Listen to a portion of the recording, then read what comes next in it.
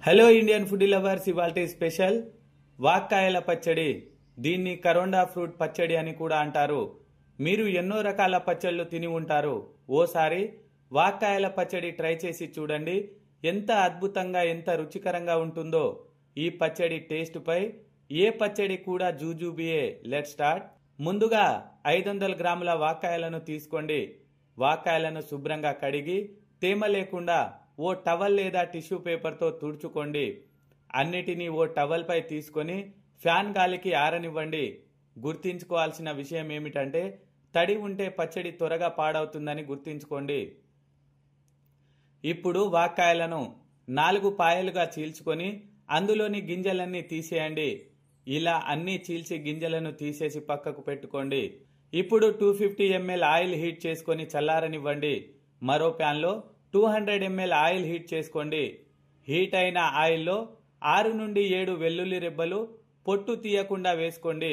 అందులోనే 1/2 table spoon మెంతులు, 1 table spoon జీలకర్ర, 1 టేబుల్ స్పూన్ ఆవాలు, 4-5 ఎండుమిర్చిలు వేసి ఎర్రగా వేపుకోండి. ఈ తాలింపును పూర్తిగా చల్లారనివ్వండి. ముక్కలు ఆరిపోయేలోగా పొయ్యిపై ప్యాన్ పెట్టుకుని 40 గ్రామ్స్ మెంతులు ఎర్రగా వేయించుకోవాలి. మంట లో ఫ్లేమ్లో పెట్టుకుంటే సరిగా వేగుతాయి. మంట ఎక్కువైతే మాడిపోతాయి. వేగిన తర్వాత 40 గ్రామ్స్ జీలకర్ర, అలాగే 100 గ్రామ్స్ ఆవాలు వేసుకొని 1-2 నిమిషాలు వేయించుకుంటే సరిపోతుంది.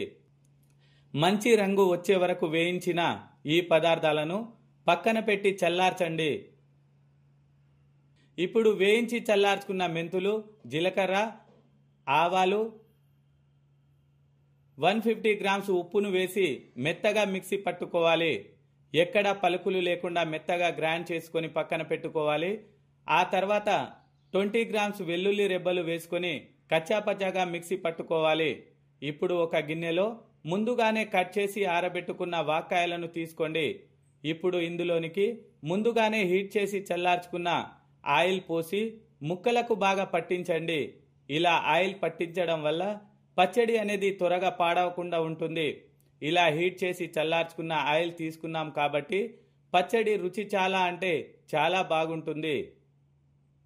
ఇప్పుడు ఇందులోనికి మనం 4-5 వెల్లుల్లి రెబ్బలు, అలాగే కచ్చాపచ్చాగా దంచుకున్న వెల్లుల్లి పేస్ట్, ముందుగానే గ్రైండ్ చేసి పెట్టుకున్న మెంతులు, ఆవాలు పౌడర్, 140 గ్రామ్స్ కారం వేసి అంతా బాగా కలిసే విధంగా కలుపుకోండి.